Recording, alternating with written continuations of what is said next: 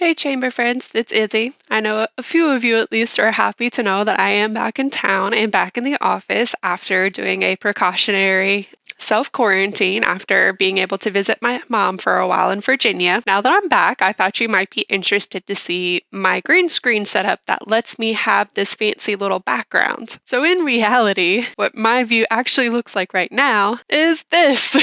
This is my office. I know it's a little hard to tell, but I'm actually using a pop-up screen that we got courtesy of Webster University's Myrtle Beach location, so thanks for that.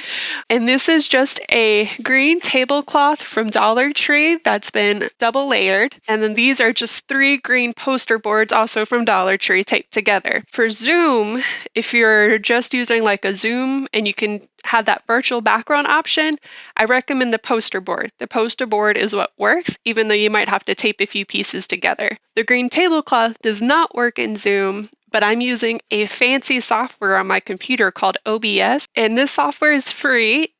But it can be a little confusing to learn. But as you see, I can use these different layers of sources to overlay, and this is actually how I'm streaming myself with these fancy backgrounds. And that's really it. I just wanted to show you my setup so that you could maybe feel inspired or just comfortable knowing that, yep, you can do it too.